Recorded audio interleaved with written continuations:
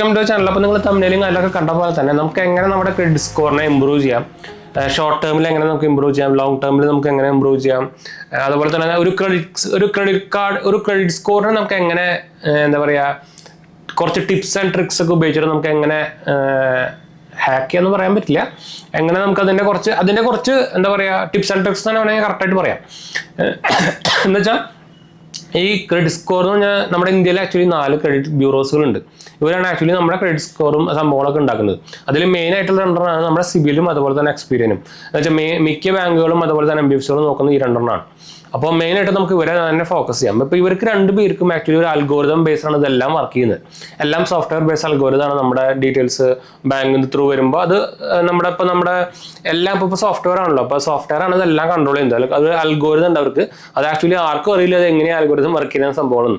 അപ്പോൾ അതുകൊണ്ട് തന്നെ ഇപ്പോൾ റീസെൻ്റ്ലി RBI പുതിയ റൂൾസ് ഒക്കെ ഇറക്കിയിട്ടുണ്ടോ, അത് കുറച്ചും കൂടി ക്ലാരിറ്റി ആക്കണം, കുറച്ചും കൂടി ഓപ്പൺ ആക്കണം, അങ്ങനെയൊക്കെ പറഞ്ഞിട്ട് പുതിയ റൂളൊക്കെ വരാൻ പോകുന്നുണ്ട്, ഇംപ്ലിമെന്റ് ആയിക്കൊണ്ടിരിക്കുന്നു. അപ്പോൾ അതിന്റെ ഭാഗമായിട്ട് കുറച്ചും കൂടി ഇനിയിപ്പോൾ ക്രെഡിറ്റ് ബ്യൂറോസിനൊക്കെ കുറച്ചും കൂടി എന്താ പറയുക കറക്റ്റായിട്ട് തന്നെ പ്രവർത്തിക്കേണ്ടൊക്കെ വരുന്നത്. പണ്ടൊന്നും നമ്മൾ അങ്ങോട്ട് കോൺടാക്ട് ചെയ്തൊന്നും കറക്റ്റായിട്ട് റിപ്ലൈ സംഭവമൊന്നും തരാറില്ല. അപ്പോൾ അതിന്റെ ഭാഗമായിട്ട് ഇപ്പോൾ പുതിയ RBIയുടെ റൂളൊക്കെ വന്നിട്ടുണ്ട്. അപ്പോൾ കുറച്ചും കൂടി നന്നാവും ഇനി. അപ്പോൾ ആക്ച്വലി മെയിനായിട്ട് 4 പോയിന്റ്സ് നിങ്ങൾ നോക്കിക്കഴിഞ്ഞാൽ നിങ്ങളുടെ ക്രെഡിറ്റ് സ്കോർ നിങ്ങൾക്ക് മെയിൻറ്റെയിൻ ചെയ്തിട്ടും അതുപോലെ തന്നെ ഇമ്പ്രൂവ് ചെയ്തിട്ടും കൊണ്ടുപോകാൻ പറ്റും. അപ്പോൾ നിങ്ങൾക്ക് അറിയാം കുറേ പേര് വിചാരിക്കും എന്തിനീ ക്രെഡിറ്റ് സ്കോർ, കുറേ പേർക്ക് ഇപ്പോഴും ചെയ്യുന്നുണ്ട്. പ്രത്യേകിച്ച് ടീനേജർ 18 വയസ്സ് 20 വയസ്സ് അല്ലെങ്കിൽ 20 വയസ്സിന് മുകളിലുള്ളവർ ചുമ്മാ ഒരു 1 പേ ലേറ്ററിന് ആപ്പിൽ നിന്ന് ലോൺ എടുക്കും, അല്ലെങ്കിൽ ക്രെഡിറ്റ് ബിന്ന് അങ്ങനെ ഓൺലൈൻ NBFC ലോൺ എടുക്കും.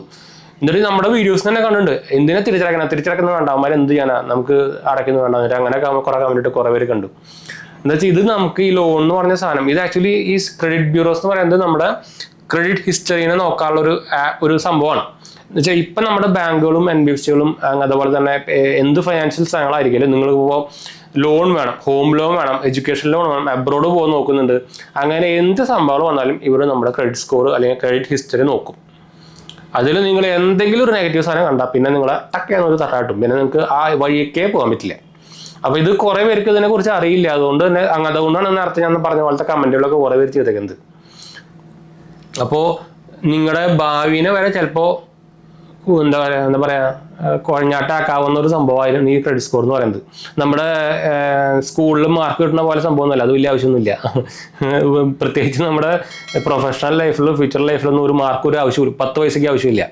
അതുപോലെ തന്നെ നമ്മൾ ഈ പഠിക്കുന്ന ടെക്സ്റ്റ് ബുക്കിൽ പഠിക്കുന്ന സാധനങ്ങളും ആവശ്യമില്ല. അതുപോലെ എല്ലാ പക്ഷേ ഈ സ്കോർ, അതുകൊണ്ടാണ് ഞാൻ അത് കമ്പയർ ചെയ്തിട്ടാണ്.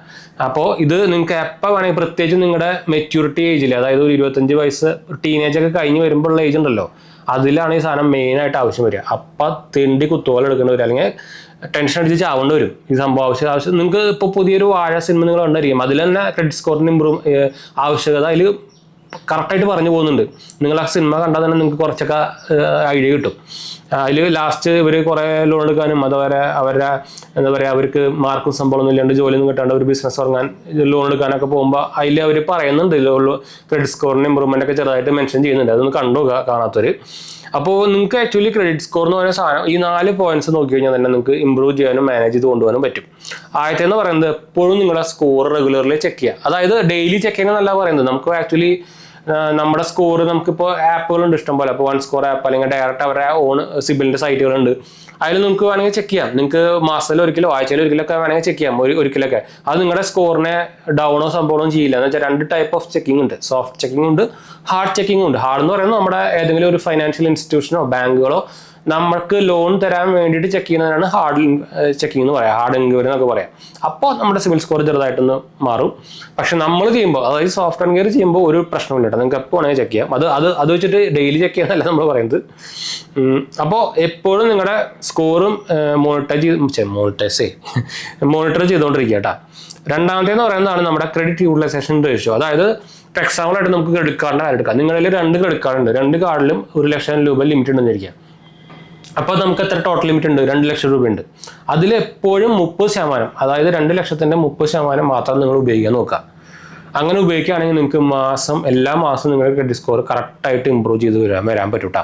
അതായത് കുറേ പേര് ക്രെഡിറ്റ് കാർഡ് 1 ലക്ഷം എനിക്ക് 1 ലക്ഷം കിട്ടി, അപ്പം തന്നെ ചിലപ്പോൾ 1 ലക്ഷം രൂപ സ്പെൻഡ് ചെയ്തു. അപ്പോൾ അങ്ങനെയൊക്കെ വരുമ്പോൾ ക്രെഡിറ്റ് യൂട്ടിലൈസേഷൻ റേഷ്യോ 100% പോകും. ഒരു 30-35ൻ്റെ മുകളിൽ പോയാൽ തന്നെ സിബിൽ സ്കോർ ഭയങ്കരമായിട്ട് കുറഞ്ഞിറങ്ങും.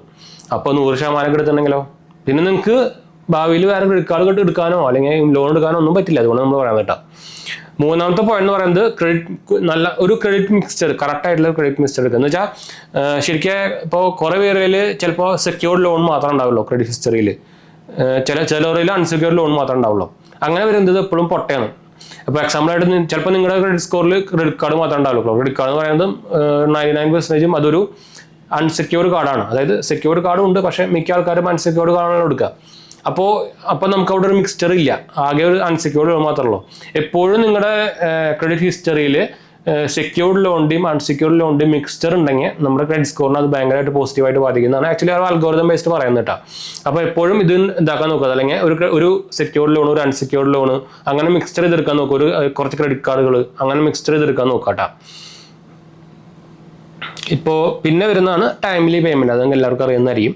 ഇത് സിമ്പിളായിട്ട് നമ്മൾ പറഞ്ഞു പോകുന്നത്. ഈ 4 പോയിന്റ് നോക്കിയാൽ തന്നെ നിങ്ങൾക്ക് കറക്റ്റായിട്ട് നിങ്ങളുടെ സിബിൽ സ്കോർ മെയിൻറ്റെയിൻ ചെയ്തിട്ട് മാനേജ് ചെയ്തിട്ട് സുഖമായിട്ട് കൊണ്ടുപോകാം, ആവശ്യം വരുന്ന വരെ കൊണ്ടുപോകാം. അപ്പോൾ ടൈംലി പേയ്മെൻറ്റ് നമുക്ക് അറിയാം. ഇപ്പോൾ ലോൺ ആയിക്കോട്ടെ, ഈ ക്രെഡിറ്റ് കാർഡിൻ്റെ ബില്ലായിക്കോട്ടെ, എപ്പോഴും ഡ്യൂ ഡേറ്റിന് മുമ്പിൽ ബില്ലടയ്ക്കാൻ നോക്കുക. ഇപ്പോൾ മിക്ക ലോണുകളായാലും അത് ഓട്ടോ ഡെബിറ്റ് വെച്ചിട്ടായിരിക്കും. അത് പിന്നെ നിങ്ങൾ നോക്കേണ്ട ആവശ്യമില്ല. ഓട്ടോ ഡെബിറ്റ് വെച്ചിട്ടില്ലെങ്കിൽ എപ്പോഴും നിങ്ങളുടെ ഡേറ്റിന് ഒരു 10-5 ദിവസം മുമ്പെങ്കിലും പേയ്മെൻറ്റ് ചെയ്യാൻ നോക്കുക. അതുപോലെ തന്നെ ക്രെഡിറ്റ് കാർഡിൻ്റെ ബിൽ പേയ്മെൻറ്റും അറ്റ്ലീസ്റ്റ് ഒരു 5 ദിവസം മുമ്പെങ്കിലും പേയ്മെൻറ്റ് ചെയ്യാൻ നോക്കുക. എന്താ വെച്ചാൽ എന്തെങ്കിലും കാരണവശാൽ ഇത് ക്രെഡിറ്റ് ആവാൻ ഡ്യൂ ആയി കഴിഞ്ഞാൽ, ആ ഡ്യൂ ഡേറ്റ് മാറിക്കഴിഞ്ഞാൽ പിന്നെ പണി കിട്ടും, ചിലപ്പോൾ ഫൈനും സംഭവമൊക്കെ. നോർമലി നമ്മുടെ ആ ഡ്യൂ ഡേറ്റ് കഴിഞ്ഞാലും ഒരു 3 ദിവസത്തിൻ്റെ ഒരു ഗ്യാപ്പ് ആക്ച്വലി RBI തന്നിട്ടുണ്ട്. അതിനുള്ളിൽ പേയ്മെൻറ്റ് ചെയ്താലും ഇഷ്യൂ വരാറില്ല. പക്ഷേ നിങ്ങൾ റിസ്ക് എടുക്കേണ്ട ആവശ്യമില്ല. എന്ന് വെച്ചാൽ കുറേ ബാങ്കുകളൊന്നും വിശ്വസിക്കാൻ പറ്റില്ല, NBFCകളൊന്നും വിശ്വസിക്കാൻ പറ്റില്ല. അവന്മാർ നമ്മുടെ ഇന്ത്യ ആണല്ലോ, എല്ലാ റൂൾ ഫോളോ ചെയ്യണമെന്ന് നിർബന്ധമൊന്നുമില്ല. അപ്പോൾ പിന്നെ നമ്മൾ അതിൻ്റെ പിന്നാലെ പോകേണ്ടി വരും, പിന്നെ നമുക്ക് പുലിവാല പിടിക്കേണ്ടി വരും. അപ്പോൾ അതുകൊണ്ട് ഏറ്റവും ബെറ്റർ 5 ദിവസമെങ്കിലും മുമ്പ് പേയ്മെൻറ്റ് ചെയ്യാൻ നോക്കാട്ടോ. അപ്പോൾ ഈ 4 പോയിന്റ് നോക്കിയാൽ തന്നെ നിങ്ങൾക്ക് ക്രെഡിറ്റ് സ്കോറിൻ്റെ ഇഷ്യൂസ് സോൾവ് ചെയ്ത് വെക്കാൻ പറ്റും, അല്ലെങ്കിൽ മെയിൻറ്റെയിൻ ചെയ്ത് കൊണ്ടുപോകാൻ പറ്റും. അപ്പോൾ ഈ സിമ്പിളായിട്ട് മനസ്സിലായി എന്ന് വിചാരിക്കുന്നു. വലിയ ഫാസ്റ്റ് സംഭവം ഒന്നും ആയില്ല വിചാരിക്കുന്നു. വെച്ചാൽ കുറേ പേര് കംപ്ലൈൻറ്റ് ചെയ്യുന്നതാണ് നമ്മുടെ വർത്താനം കുറച്ച് ഫാസ്റ്റ് ആണ്. എന്ന് വെച്ചാൽ എൻ്റെ നോർമൽ ടോക്കിംഗ് വേസ് ആണ് ഇത്. അതാണ് പ്രോബ്ലം. ഞാൻ ഇടയ്ക്കിടയ്ക്ക് കൺട്രോൾ ചെയ്ത് നോക്കും, പിന്നെ തന്നെ ഓട്ടോമാറ്റിക്കലി ഇത് കൂടി വരും. അതാണ് കുഴപ്പം, നമുക്ക് അറിയുന്നില്ല ഇത്. അപ്പോൾ ഇത് പ്രാവശ്യം കുറച്ച് സ്ലോ ആക്കി എന്ന് വിചാരിക്കുന്നു കേട്ടോ. അപ്പോൾ കമൻറ്റ് ചെയ്യാൻ മറക്കണ്ട.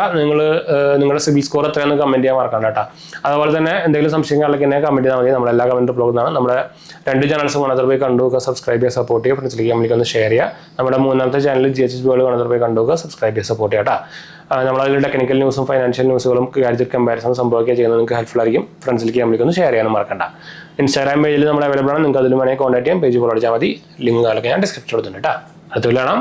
ബൈ.